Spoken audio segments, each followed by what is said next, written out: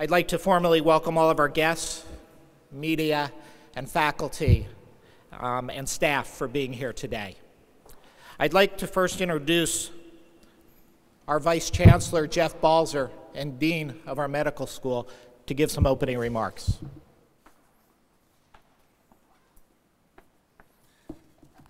Thank you, Larry. I would like to thank all of you for joining us for this exciting day. It's truly thrilling to think about the possibilities that this edition holds for patients at Vanderbilt, for people in this community, and throughout the region that Vanderbilt serves. At the State of the Medical Center address, I said that one of the things Vanderbilt holds dearly and will have in front of everything it does is innovation. We have innovation constantly going on in research. We have innovation around everything we do with education. We also make sure that we have innovation going on in everything that's happening in our clinical care. And this new tower is a statement about innovation. The Critical Care Tower is a place where the patients most in need in this region, the sickest patients in the Middle Tennessee region, will be cared for and will receive care that allows the latest technology. And not just technology that's available now, but this tower was designed with the notion that it can accommodate the rapidly evolving technology over the next decade. The 12 new operating rooms, for example, are not only technically sophisticated, but they're large to allow new kinds of equipment to be brought in and utilized for the care of our patients. The patient rooms are equally big, and with not only great technology, but lots of room for families to stay with patients so we can provide the very best and personalized care. There are computers everywhere you turn. Everything is better, faster, and I think you will also agree that the place is beautiful. This atrium is just a wonderful gathering place for families and patients. So this tower has been many years in the making, and the results are spectacular, and we're grateful to everyone who participated in its conception, its design, and in the great team that is helping us move into the tower. Thank you to everyone involved, and now I'd like to introduce the CEO of our health system and a Deputy Vice Chancellor for Health Affairs, Wright Pinson. Wright?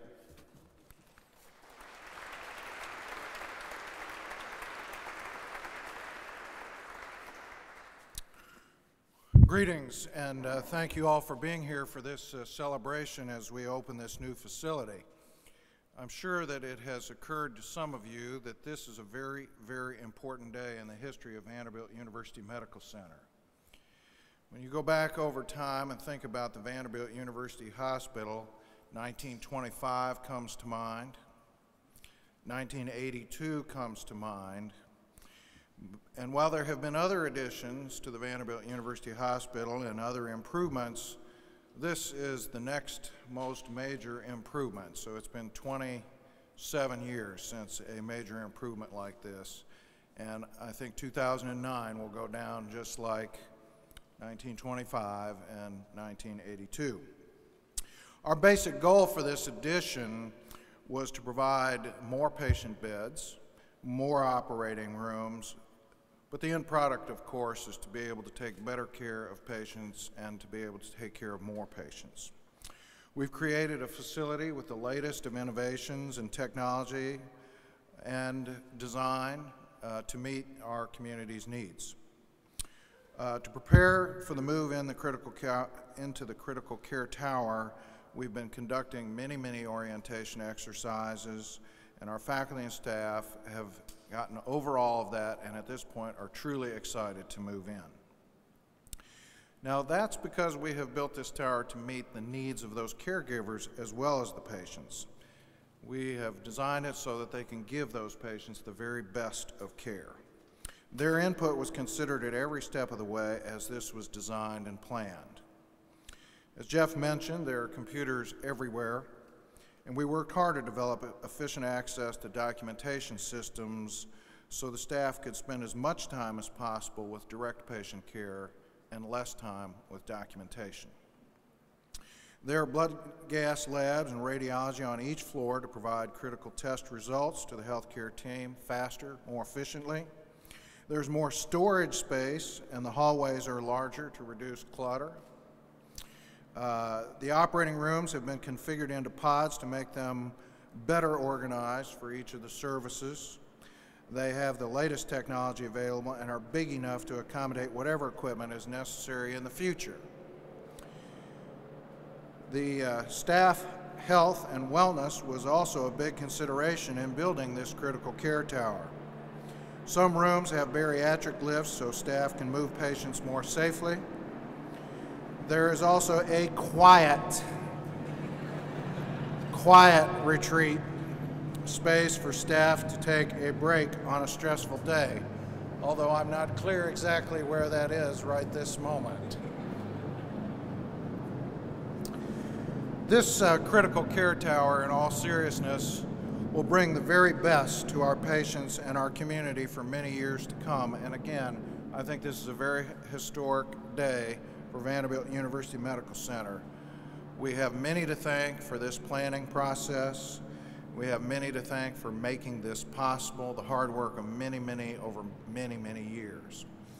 As I conclude, I just ask you to look around. I want you to look around and appreciate how beautiful this facility is. And I want you to think about the fact that the only thought that's more beautiful than that is all the good things that are going to happen in this building for patients and families for generations to come. Thank you.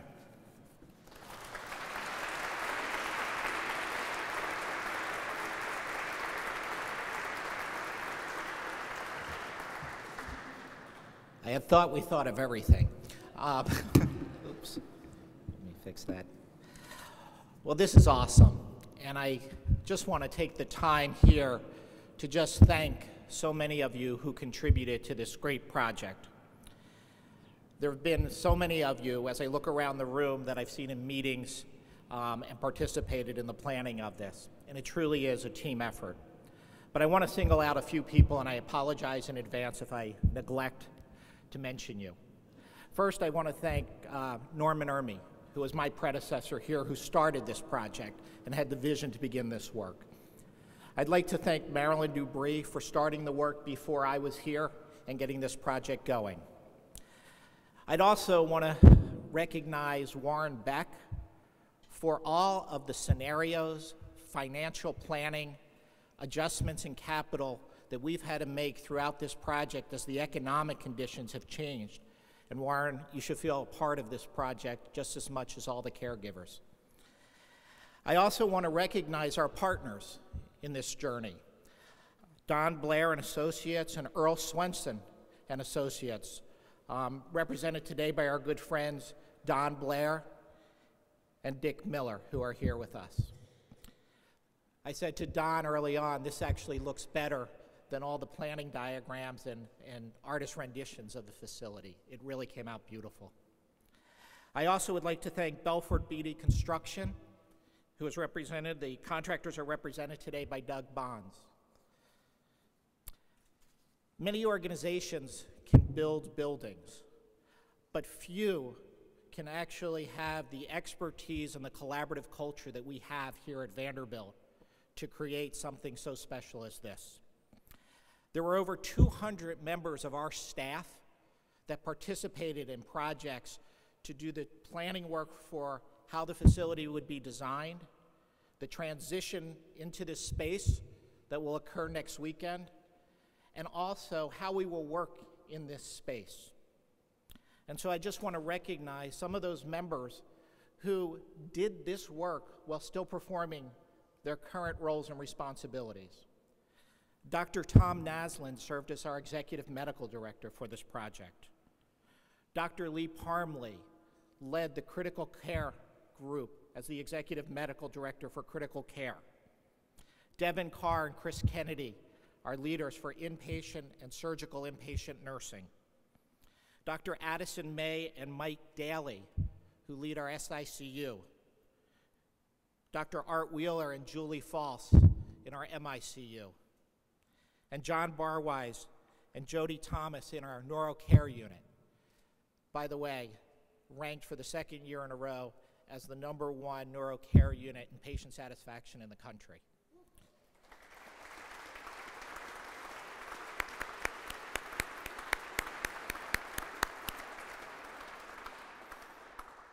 I also want to recognize our perioperative leadership led by Dr. Dan Beecham and Dr. Mike Higgins, who are supported by Stephanie Randa and Steve Blanks, our administrative team in the operating rooms. I also want to welcome Dr. Bill Furman and Dr. Bill Nyland, who have joined our group and have formed well with our team in the executive OR leadership team. I also need to pay a special thanks to my senior management team. You guys are awesome. I could not do what I do without you, and you've become an awesome team. I'm most proud of this building, but I'm also most proud of all of you and what you've done for our team in the hospital. So I want to recognize Dr. Alan Kaiser, our Chief of Staff, Wendy Lugents, Nancy Feisfritzer, Pam Jones, Jeannie Potter, Lennis Bigga, and George DeLong. Thank you, guys. You got me through this.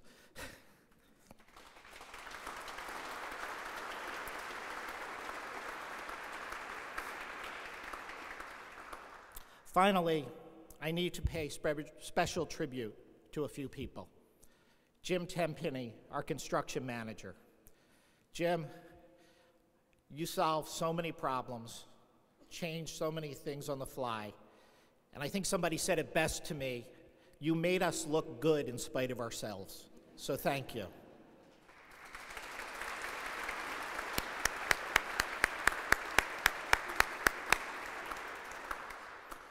Charlotte Cheney, Cynthia Facemeyer, Barbara Merriweather, and Barbara Sanders.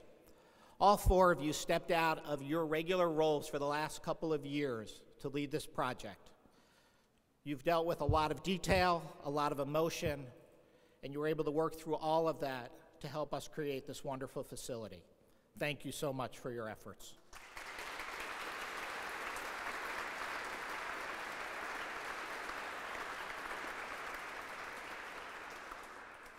Today really represents the second phase in our facility planning.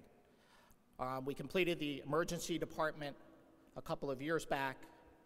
We have plans over the years to fill out this building, as well as to go back and renovate our current facility so that our entire facility lives up to the reputation that we've created here in this space. That will take several years to get to.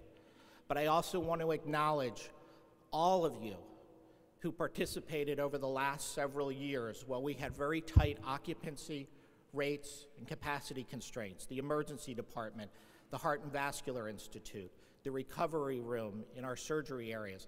Many of you have worked late hours, spent the night caring for our patients. You all are a part of this, and you should feel that you have contributed just as much to our success and our ability to do this work and perform and create this building. So thank you all.